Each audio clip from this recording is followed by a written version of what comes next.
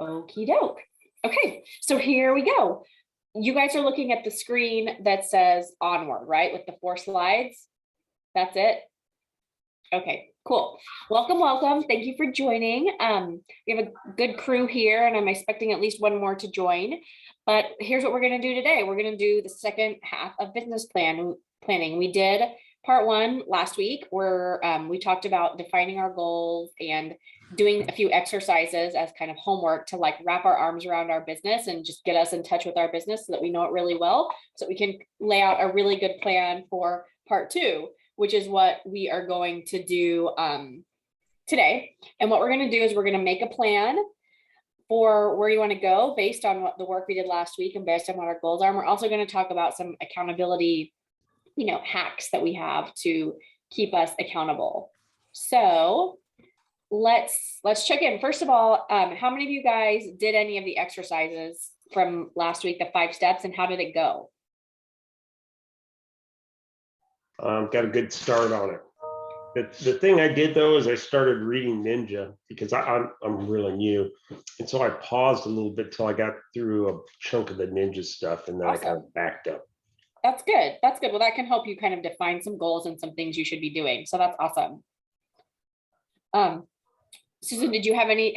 Did you take it last week or have you taken it in the past? I took it last year. Last year, In okay. the fall or whatever. I took part 1 and I didn't take it last week, and so I'm a little behind in terms of Okay. remembering. But I've got my book. So Perfect. You got your goals. Hopefully, the important thing is having your goals written down and having an idea of what you want to do this year, so that we can lay it out.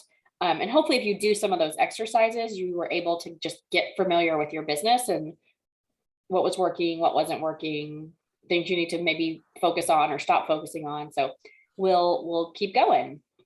So what we're going to do now is talk about the plan. Like, we know what our goals are. We've studied our business. We see where it came from. We see where we spent our time and money last year. We kind of thought about whether it worked or not, right? We took an hour or 2 to take a deep dive into our business and really pause and think about it so we can decide what makes sense to do this year. So now we're going to lay it all out and make a plan. And let's go back to our kind of original goal list that we made and lay out when those are going to happen. So this is our like sample goal list, right? And this is in your workbook on page 5 is where you should have written down kind of your SMART goals. And you may have 3, you may have 20, I have 14, and some of them are general and some of them like read 30 books and some of them are more specific. So, but I made sure that they were SMART. Did anyone have any problems making sure that their goals were SMART, or is there a goal that you want to talk about to make sure it's kind of run through the SMART funnel?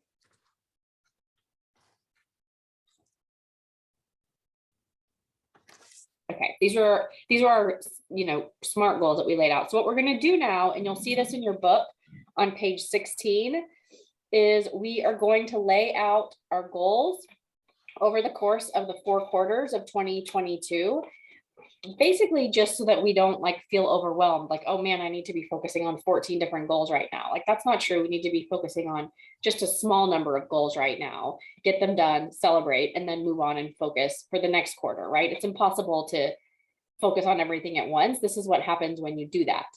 You fall into that valley of despair. This is when you have annualized goals and you're not breaking them up and focusing on them just a couple at a time, 1 or 2 at a time.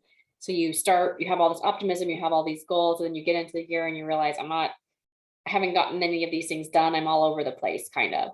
And then at the end of the year, you have like a final push and you feel a little bit optimistic again. So what we're going to do is avoid that and instead take this quarterly vision wheel and lay out our goals over the course of the 4 quarters. And this, what you're looking at right here, is a sample of those goals, those like sample goals that I showed you, laying them out, right? So in this one, the first goal, and this is my goal, you guys know I've talked about it a lot, is study Microsoft tasks and start using it in my business, because that's going to help me be like more organized in general. And it's just something that I want to upgrade my like organizational system. Right now I'm using iPhone notes and I just kind of keep a note like running all the time, and then I delete things and add things, and I love it because it's always in my hand, but it's not very formal and it's separate from the rest of the operating system that I use, which is Outlook calendar, Outlook email, all of that. So I'm just leaning into the Microsoft tool so that it's all in one place. So I'm using it's called Microsoft To Do. It's actually not called Microsoft Tasks anymore. That was something that I learned when I started working on it. So I put that in the first quarter because that's important. It's going to help me my whole year. And then, one of the other goals was improve my listing collateral. And we put that one in the first quarter also, because that's also going to help you for the rest of the year and you need it for the spring market. Then this agent, most agents have a volume goal or an income goal. So we broke it out over like the seasonality of the business. Like this agent knows that they sell most of their business in Q2 and Q3. So they put the bulk of their goal there, 4 million and 4 million. And then they said, I just need to get 1 million this quarter and 1 million at the end. Is that going to be perfect? No, it just is giving us kind of a map, right? So the idea is that you take your goals and lay them out over the course of the quarter so that you can look and see when we check in every month, just what am I supposed to be focusing on right now? Does that make sense? Did anyone do this last year when we did this exercise? Anyone on the call? I know a group of us did the 12-week year. We kind of, in Q4, we kind of focused on what a couple of specific goals, and that worked pretty well for us. So the idea is that you just kind of do that every quarter and you focus just on a few things that you actually get them done. And then you celebrate when they're done and then you move on to the next quarter. Does this make sense? Do you guys see how you could take your goals? Is it making sense to translate your goals that you wrote down here on page 5 and put them here in page 16, like laid out over time? Does that idea make sense? Yes, that's how I kind of did it anyways, Doreen. But one thing, and you'll probably get to this accountability, should you set yourself like some benchmarks within that one time in that one little cube of time, or should that be like maybe every 2 quarters to just kind of check yourself? Yeah, so what we're going to do is we're going to check in with ourselves on a monthly basis and see, okay, it's January. So let's make a list in January of what I'll need. These are my goals for January, February, March. What do I need to be doing right now in January? You kind of make yourself a list. And then, you at the end of January, beginning of February, you look backwards and you say, okay, what did I get done? Great. And what do I need to do still for February? And you're checking in with yourself at least on a monthly basis to stay on track. And if you're doing the 12-week year, we check in kind of every week and we really take it even the next step and drill it down into weekly steps and then tactics every day. And we check in with ourselves. So the business planning is just kind of looking at everything on a monthly basis. If you do the 12-week year, it's kind of like the next step where we're focusing every week on what we need to be doing. Does that make sense? Yes, that makes a lot of sense. And thank you for clarifying that, because I was in the 12-week year yesterday, but I had Zoom problems. So I missed a lot of what you said. I got the first part and the end, and that was it. Okay, well, we can catch up after too. It's basically when you have this 12-week plan, every week you need to stop and plan what needs to happen this week, check in how you did last week, and then come to the accountability meeting and share what you did. It just kind of keeps you on track. Okay, so great. Thank you. This is a higher level of that. It's just a monthly check-in. And anyone can do it however they want. You don't have to, but we'll talk about some accountability. So basically with this page 5, it's laying out your goals over a quarter. And if you have questions about how to do that, you can see like one of those goals was a wellness goal. So I put that in Q4, having my Oura Ring give me a score of 90, but really that's something I need to be working on all year. So it's just something to be mindful of, but helps you stay focused on what specifically needs to be happening then. Any questions about the quarterly vision wheel? It's nice to have it all laid out and so that you know what you need to be doing. It's just a function of doing it. Okay, so then the next step to having a plan for yourself is making sure that you have a strategic marketing plan. And, we did, and part of our part 1 activities was a pretty extensive business and marketing activity review. And the purpose of doing that was to figure out what we did in our business in 2021 that worked and what else would we like to do, what didn't work, just helped us assess, right? And Briggs Freeman has a lot of marketing opportunities and there's a lot you can be doing. But Russ always compares it to a buffet, right? No one goes to the buffet. It takes one of everything, right? You need to pick and choose like what makes your perfect plate. And that's what this is right now, is you want to kind of be strategic and pick and choose what's perfect for your business. And then leave yourself a little bit of wiggle room to have some discretion if they bring something new out to the buffet that's just like too tempting, right? So the first step is, finish that business and marketing activities review. And then your next step to doing this is to schedule a meeting with your agent services manager to actually create like a written specific plan that's comprehensive, that's strategic, that's specific to your business, right? And they're trained to do this. This is their template. You can go and download it in BF Office. I'm going to show you how, and we're going to walk through their template, but you don't have to. All you really need to do is schedule an appointment with your agent services person and know your business really well. Because when you sit down, they know everything Briggs Freeman has to offer. And if you guys can have a discussion, they can help you lay out a really good plan that works for your business and your budget. And this is like a super valuable, very expensive service. If you hired a marketing company to do this with you, it's super, super costly. So the fact that we have this built in here at Briggs Freeman, like at your fingertips, part of what is included in the services that you pay for when you become part of our company, it's really great. So highly encourage you to do it. Sherry and Catherine are both awesome. And so once you have this plan, you have one meeting at the beginning of the year, and you say, I want to do my strategic marketing plan for the year. They'll know exactly what you're talking about. Then you have a plan that is just a function of executing. And they are great about saying, okay, do you want to meet on a monthly basis? Do you want to check in every week? Like, what do I need to do to help you just execute this consistently, right? So that's the last piece, is consistency. I know that Sherry Sprecker's like word of the year. One of them is consistency. So it's true. I'm not going to say it doesn't matter what you're doing, but whatever you do should be consistent. You don't have to have a huge budget, but you need to have the time budgeted, and then, some resources depending on where your business is. Does this make sense? Has anyone done this already with Sherry for this year, or Catherine? Not yet. Yes, I have. I worked with Sherry just day before yesterday. Perfect. So did you guys come up with like a kind of a whole plan? Well, she just kind of gave me, kind of like Russ said, a buffet of ideas to use and really work on my marketing plan going forward. I'm still pretty new. I've only been with Briggs since the beginning, the second week of January. So, yeah. So we were mainly just going through everything that's offered, but she really helped me with my Facebook and my LinkedIn. I'm using some of the marketing tools that I already have up there. So that was good. Perfect. Good. Yeah, I think that's great. She'll kind of help you get your feet wet, and then you guys could like kind of say, okay, these are the things I know I like to do and I'm going to keep doing, and just lay it out. So this is what I'm going to show you is then this is the template that they have, and you can download it in BF Office. I'm going to show you where, but again, they'll also have it for you. This is not in your workbook because it's a kind of a living, breathing Excel document that's going to change and be organic over the course of the year. So it didn't make sense to kind of print it and stick it in here. But what is in your workbook is a list on page 17. It's kind of a list of business and marketing activity. You could fill out this page before you go. And also it's important to know your budget. If you're new, you may not have any budget, but there's tons of things you can take advantage of at Briggs Freeman that don't cost anything. If you are more experienced, they have a rule of thumb for like what your budget should be. The general rule of thumb is that you should be spending 10 to 20% of what you made last year, reinvesting it in marketing, right? But marketing isn't just print ads.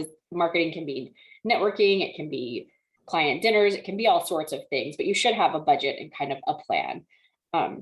So this is an example. They can help you figure out your budget and how you want to allocate. And again, this looks different for every agent. I have agents that are millennials that are like, I do amazing client networking events and I do social media and pop buys, and they hardly do any print. And then there's some agents that are like, I have to do the Wall Street Journal, I have to do Reside. It just, everyone's audience is different. So your plan is going to be different. And the way you allocate your budget is going to be different. And that's something that you need to know your business so that agent services can help you lay it out.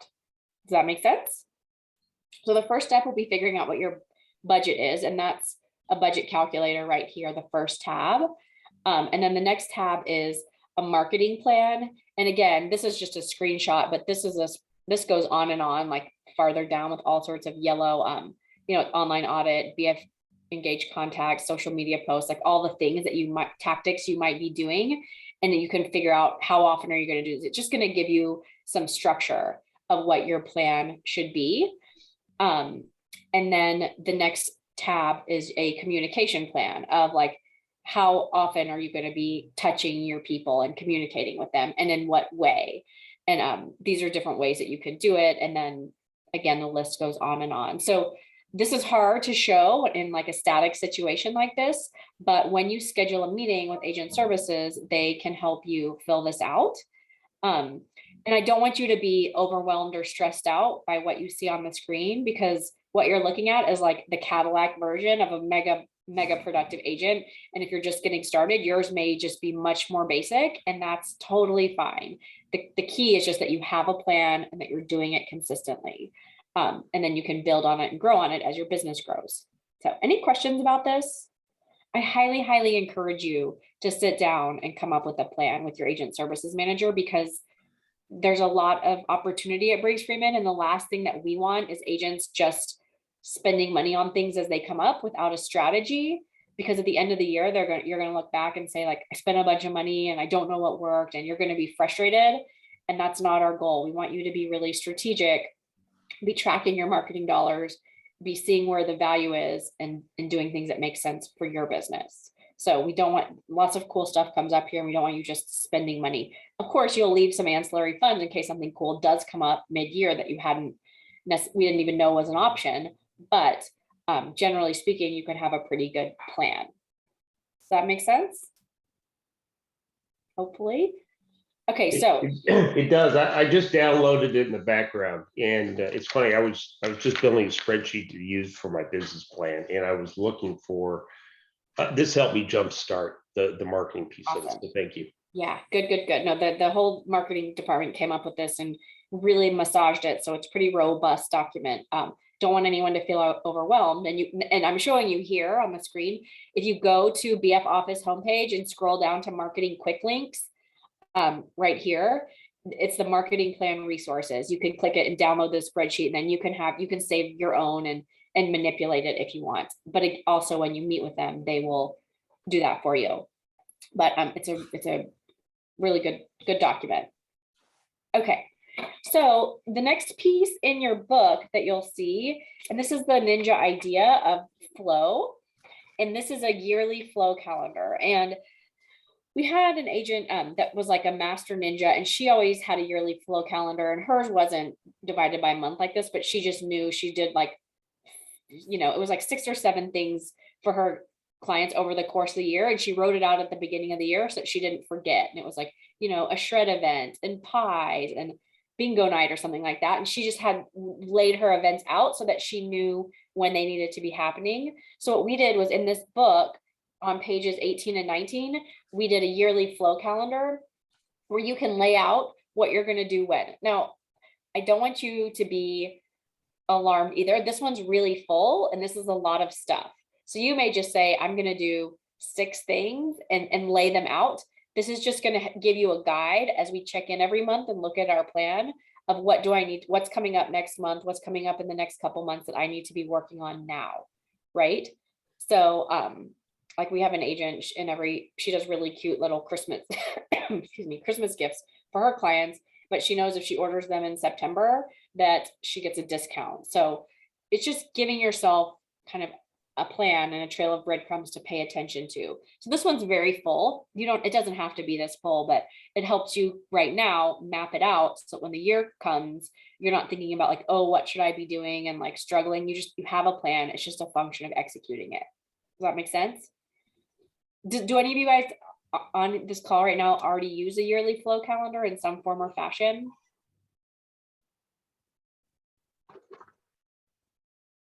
Probably a little bit. I'm a calendar nut, so I have kind of my own system, but it's similar to that. Yeah, awesome. Good. I'm also a calendar nut, so I like that characterization. So you'll see down here, you don't need to write like birthday cards, home anniversary. You don't need to write the things that you're clearly doing every month in here. But this is for like the big things, right? Just to remind you. what type of newsletter am I sending up? Am I doing an event? Am I doing a drop off or a pop by? Just give yourself a little bit of a roadmap so that when every month you're not having to stop and come up with the plan, you know what the plan is, you're just executing it. Good? Okay. So just to summarize then, these are the pieces of your plan. It's not rocket science. There's nothing magical about it. It's just a little bit of work, right? It's taking your goals and laying them out in a time-bound fashion over the next 4 quarters so that it doesn't feel like, oh man, I've got 14 goals to work on and I'm gonna go do this and this and this. It's like, these are the things that I'm focusing on this quarter. So you can get them done and celebrate, of course, and then move on. So this gives you a visual time frame of when your goals should be happening, the quarterly vision wheel. The strategic marketing plan is super, super, super important, especially being at Frakes Freeman, where there's so many marketing opportunities and there's so much you can be doing. Like, make your agent services manager your partner in creating a plan, and then your partner also in accountability to executing that plan. Like, that's what they're here for. So lean into them. They're both really good and they're both really busy. The only thing that we ask is if you make the plan, then you got to do the underlying work to execute it, right? Like, they can't execute it for you. They can check in with you and make sure that you have what you need to execute it, but you got to do it yourself. But definitely schedule that meeting to make sure that you have a defined budget and a strategic plan. So at the end of the year, you can look back and say, I tried this consistently, and 3 out of the 4 were awesome. And this 4th one, I'm not going to do next year because I might pivot to something else, right? It's just being intentional with your business and tracking what's working and what's not working. So schedule that appointment. Catherine Henry, if you're in Turtle Creek, Sherry Sprecher, if you are in any of the other offices. Okay, and then the last one, of course, is the yearly flow calendar. And it's less about our goals, which we've kind of laid out in the quarterly vision wheel. This is more about like the business activities that we know when we're going to do, just laying them out so that we have a visual of like, oh man, it's June right now. And I know in August, I do that big back to school drop off. So I got to start thinking about it, right? This is a year at a glance so that you can stay in flow with your people.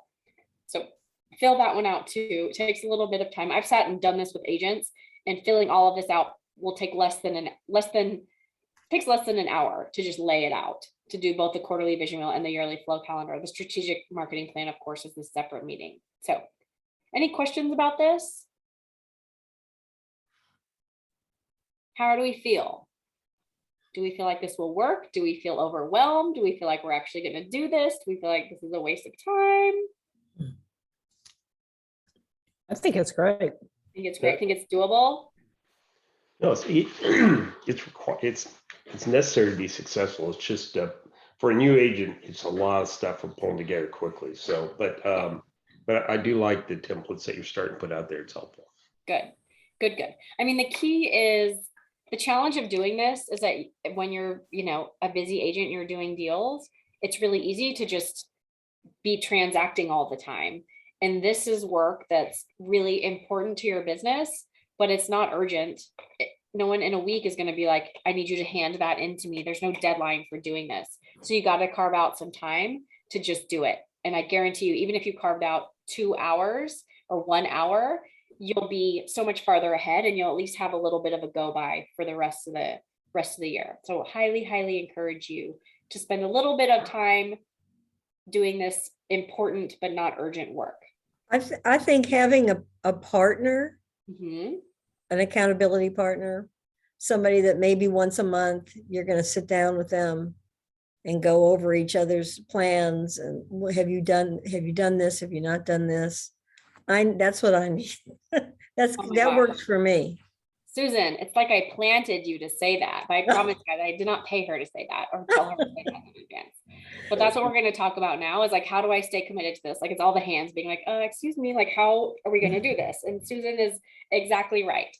So this is a study, I've told you guys about it many times, but basically they did a study in the workplace of goal setting. A psychiatrist did this it was like a 6-week study, and she divided the workers up into 5 different groups, and she's had one group like, just think about your goals. And then they checked back at the end of 6 weeks. Group 2, they said, write your goals down for the next 6 weeks. So they wrote them down. Group 3, they didn't say write your goals down. They just said, write down the things that you're going to do in the next next 6 weeks. It wasn't goal related, it was just actions. Group 4, they had them write their goals down and tell a peer what their goals were, right? Just tell them. So make a verbal statement like, this is what I'm going to get done. And then the last group, they had them write their goals down, tell a peer, and then they also had them check in, and this was via email, once a week with that peer on how they were moving towards their goal. And the people that had to do the weekly written email progress reports achieved 76% of their goals versus the people that just kind of thought about their goals and knew what they wanted to do, the first group, right? And you know, the people that wrote their goals down, they did well.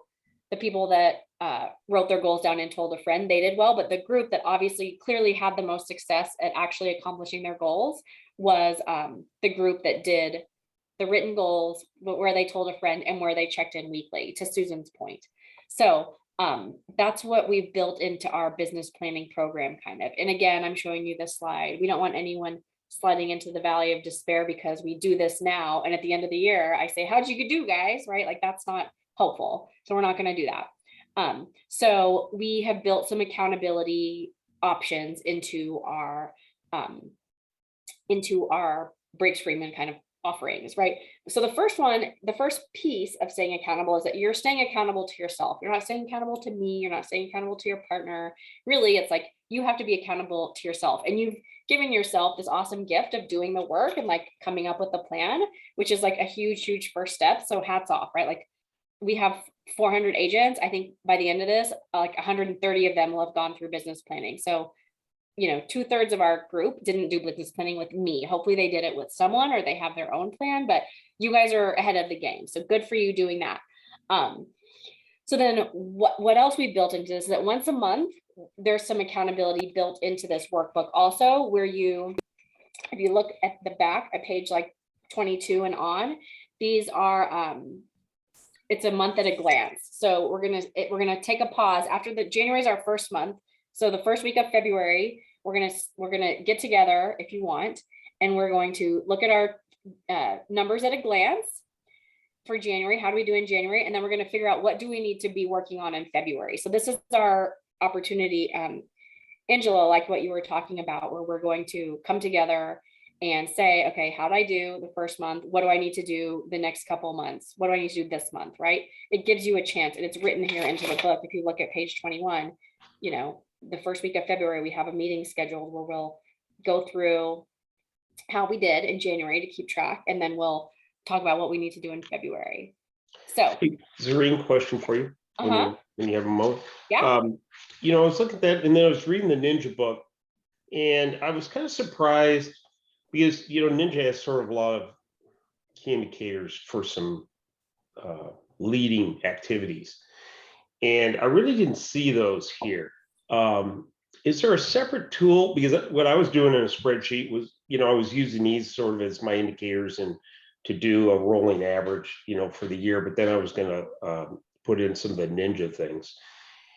Is there a reason those aren't integrated here? Do you do that somewhere else, or is that too much and experiences don't overload yourself at all? No. There's a very specific reason. And the Ninja routines are really daily and weekly habits, and they're awesome. And we're firm believers in them. There's a book, if you want like a daily book or in a weekly book, there's a book called The Ninja Planner. And you can order it on ninjaselling.com. If you go to Ninja, everyone that went to Ninja got one, but you can also just order one, right? Not everyone goes to Ninja every year, so you can just order them for their website. And that one really breaks it down into like daily and weekly activities through the Ninja process. So, I mean, it's not realistic for, we don't need to rewrite Ninja, right? This book here is really like a monthly and yearly guide. Ninja's more of a day-to-day planner. Thank you. Clear. Yeah, at ninjaselling.com is where you would find that. There are people that live for that planner and love it. I'm not a paper person, but the people that are like, love it. So is anyone on this call that uses the Ninja Planner?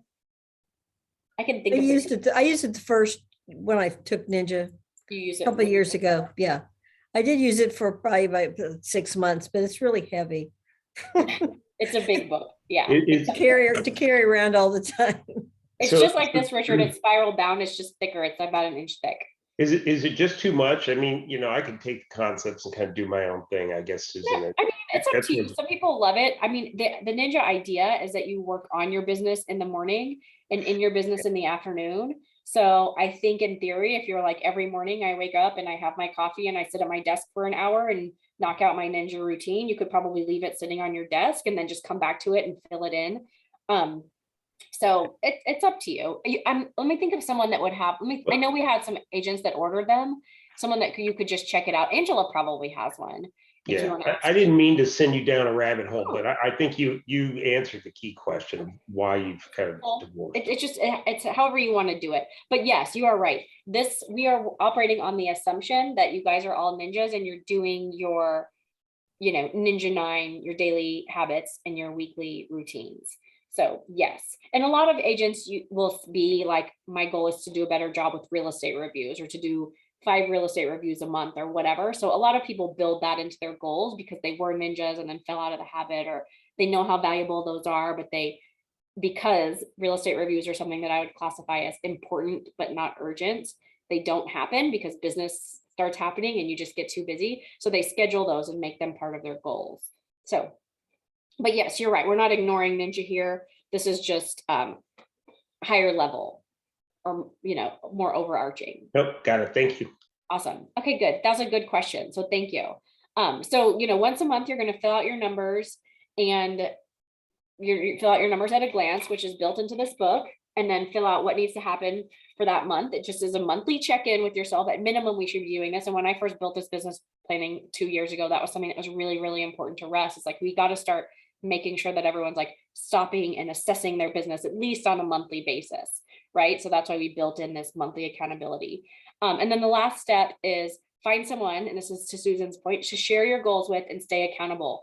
Find a buddy, do the 12-week year program, join our monthly accountability group. I'm going to talk about that. Just the regular accountability, as you saw on that slide, is super, super key. So figure out what that is going to be for you so that you do it.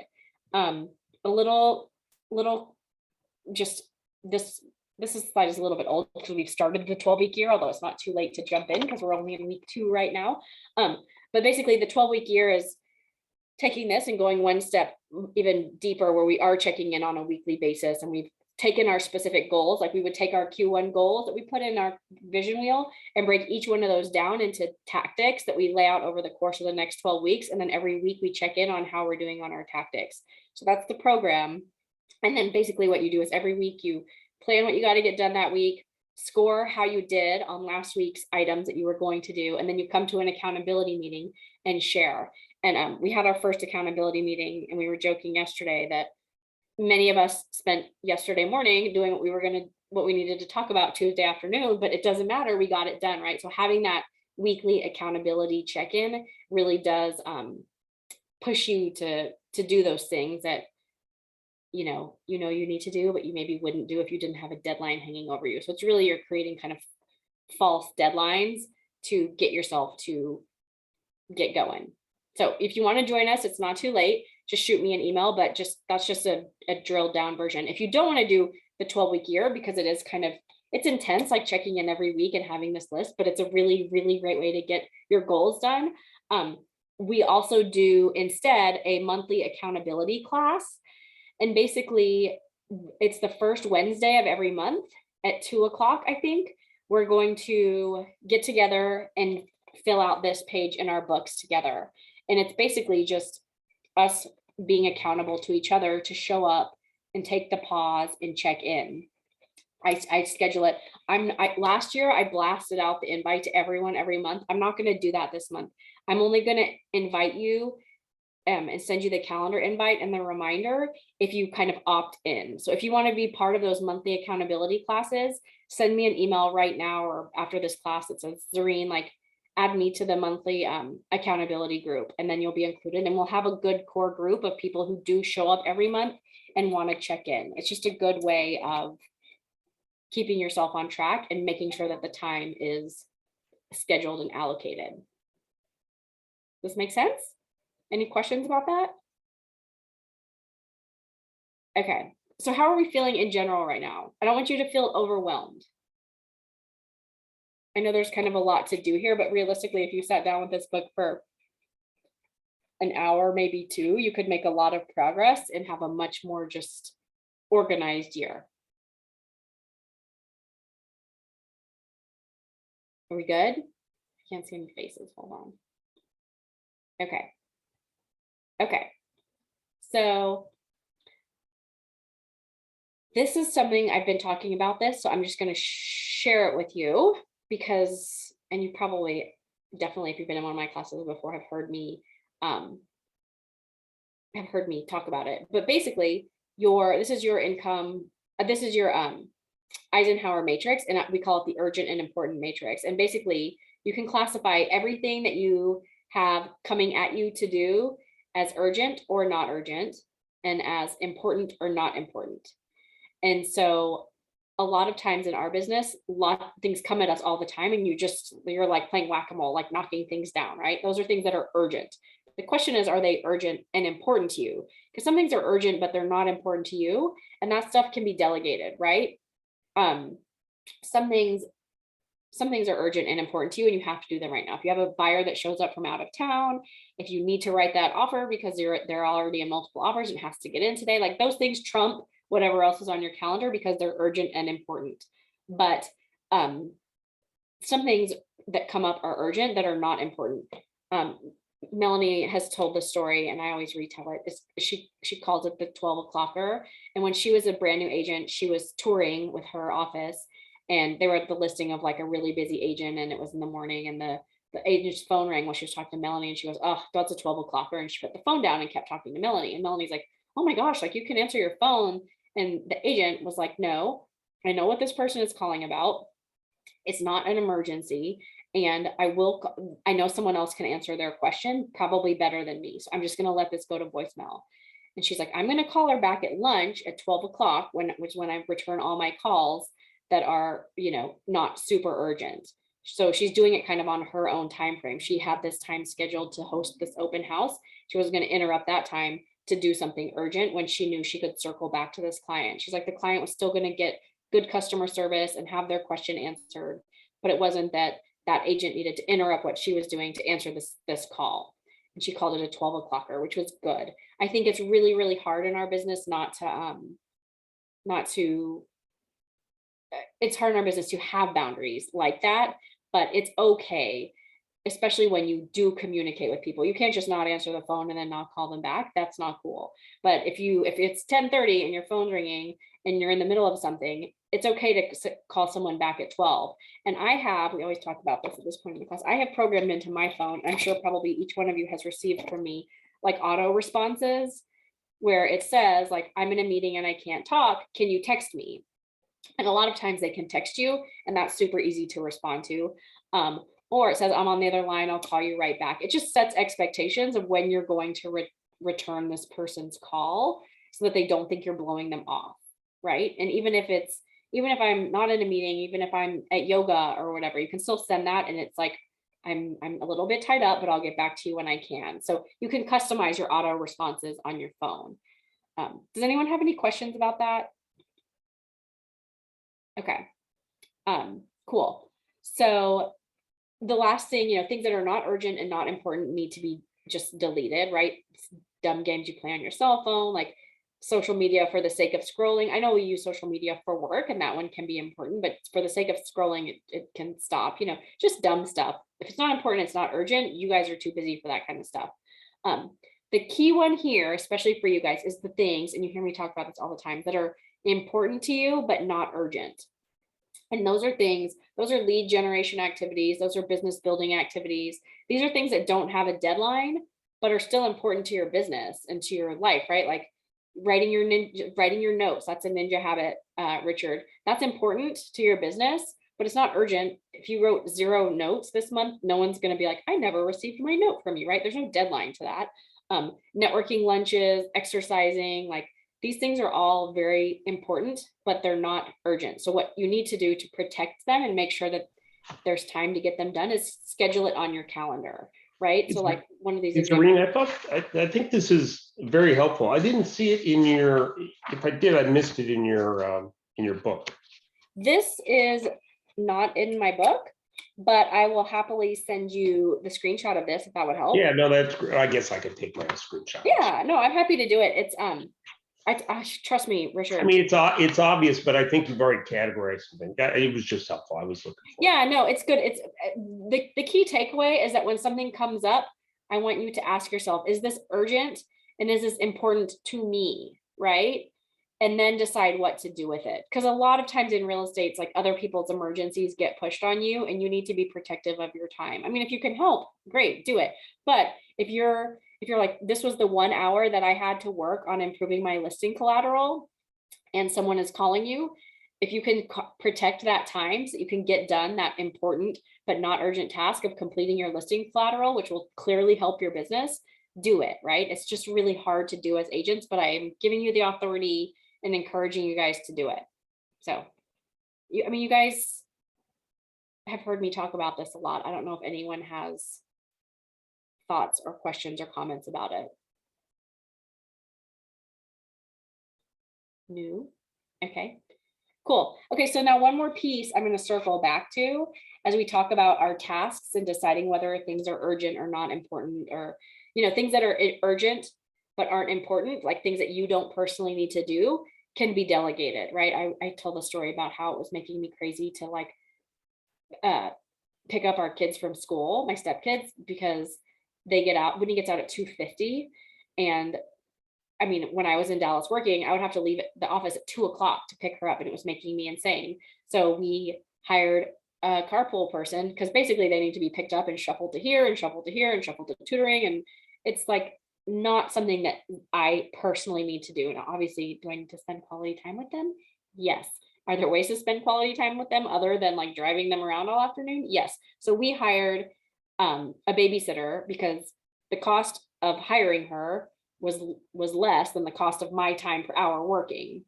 And that was like a game changer, right? Delegating that stuff that was, you know, urgent, but not important to me that I have to do it. And one way to think about that, if you're trying to decide, should I hire someone to do this, is know what is your income per hour. And this calculation is on page 7. And I mean, it's not going to be a perfect science, but it's just a good way for you generally to think when you're new and you don't have a ton of income, you're probably doing most of the tasks yourself, right? Which is a great way to learn anyway. But as you get busier and busier, you can start farming out and paying someone to do the things that you don't enjoy or take you a lot of time or whatever it is. I sat down and did this with experienced agent in our Turtle Creek office a few weeks ago. And she's like, I hate writing newsletters and I hate putting my real estate reviews together, but I know I get such good feedback from both. And they're like, okay, well, let's figure out how can we help you delegate that to someone where you can just oversee it and make sure it's still happening the way you want it to, but you don't have to do it. And she was like so happy, and she knew exactly what the cost needed to be. Hi, sorry, Elsa says hi in the background. So just a good way of thinking about your time, figuring out what's your income per hour, and then is the cost to hire someone to do whatever it is that you don't want to do or can't do, makes sense. And so a lot of times people are like, oh, I hate doing social media. It takes me 2 hours to write a post. It's so painful. It's like, okay, well, if you're spending 15 hours a week writing like 3 social media posts, and your value per the cost of your time for an hour is this much, like what does it make sense to pay someone to do your social media for you? Like that's a common one. So I know social media, I think our program that we have at Bridge Freeman is $500 or $600 a month, which might seem like a lot, but if you're spending tons of time doing it, and that's time you could be doing generating business, it maybe makes sense. So anyway, that's just an important thing to think about. Okay, so what's next? We're almost finished, guys. We have our stated goals. We have our affirmations, right, to keep us in the right mindset and on the right path. We have a quarterly vision to look at our goals and remind us of what we want and when we're going to achieve it, just to keep us on track, right? So we're focusing only on a few things at a time. We're going to make a strategic marketing plan, and we have a yearly flow calendar so we can make sure our business activities are happening in the right time. We have a plan for accountability. We have a monthly group we can become a part of if we want. We can join the 12-week year. We can go find one buddy and say, like, let's check in every week or let's check in every month. So that's good. We understand the importance of scheduling our important tasks. And so that they don't get pushed aside. So now what, right? Now is the time to decide and to do. Jack Canfield says you don't have to get it perfect, you just have to get it going. And so that's kind of the plan here. Do we feel good about this, Karen? I see your question in the social, on social media, and we'll get that one answered. But does anyone have questions about what this should look like? And what to do and what our kind of next steps should be? You just got to decide and kind of go for it. And this is something, I loved this cartoon. I saw it on Facebook and I screen grabbed it. It's not very cute. I need someone that's artistic to redraw it for me because this one's pretty visually unappealing, but I love the message. It's two little monsters, and one is like looks really scared and says, "Aren't you terrified of what 2022 could be like? Like everything's so messed up right now." And the other one's like, "You know what? Like, I think it's gonna bring flowers." And the first one's like, "Oh my gosh, why? Like, why would you think that?" And he's like, "Because I'm planting flowers." And I love that because he's calm, he's doing the work. You can see he's planting and he's like focused on what he's doing. He's not letting like the noise get to him. And I think that in this time, like this is such a good message, right? Like he's got I think it's going to bring flowers, and he's not just hoping, he's like doing the work too, right? He's planting flowers. And so I just loved that message. I think it's really, really good for this year. So Karen, you're asking about social media. The marketing department has a company that can help you. And then if you talk to Sherry, there's also a few like individuals, I think, that kind of do it on behalf of other people. So I would connect with Sherry Sprecher, or just buzz me after and we can chat about some ideas so that you can take some of that off your plate. Good question. Okay, so last, we'll finish with a quote from one of my favorites, Oprah. And I love this idea. The commitment to do well and to be well is a lifetime of choices that you make daily. Like, I love that. A lifetime of choices you make every day. The space to live in is not I'll try, or I want to, or I really want to. It's just I have decided, right? So like our little monster in the cartoon, you just got to be focused on what you want and decide and like make it happen for yourself. So that's all I got. Does anyone have any other questions or anything else to share? Does this make sense? Do we feel overwhelmed? Do we feel like we got what we need to do? Just something I would offer, Zareen, that I found helpful after your, I don't know, I took one of your classes last week, and then I think you sent a follow-up email, and you even have video by Susan in there on how to take phone duty. Phone duty one. But I thought it was helpful. They were contextually, they made sense. I can't remember the exact class. I think it was successful listings or something, but you know, that stuff's out there in the pile of success stuff, but it just contextually made sense. And I watched them and I found that helpful. And I look forward to your next email that might have a couple other good recommendations to watch. So I don't know whether you're ever getting feedback on that, but I thought that was good. Yeah, that was the follow-up email to our Agent Basics class, I think, where there's a few special recordings we have from very helpful agents like Susan that helped us record some basic good stuff. Susan's famous now. She'll meet agents that she doesn't know that know her, and they're like, you're the phone duty lady, and it's so helpful. So thank you, Susan. Yes. Okay. There's worse ways to be known, Susan. That's right. She just got an amazing lead off of phone duty, actually. So she's the guru. I just see your name. I can't see your face. Okay. Well, you guys will have to meet one of these days. I think her video was a little bit low. Okay. Well, that's all I got, guys. Thanks for coming. If you have questions, there you go. Stick around or call me and I'll send you that slide that you were looking for. I don't have anyone, I think, that wants CE credit other than Susan is here. Is that correct? I think that's right. Okay, Susan, we'll get you entered. I also did CE credit. Oh, you did? Okay, thanks, Candace. You too. Do I have your license number? Can you guys both, Candace Thompson, I'll write you down too. Yeah. Okay, perfect. All right, good deal. Thanks, guys. I appreciate you. Bye.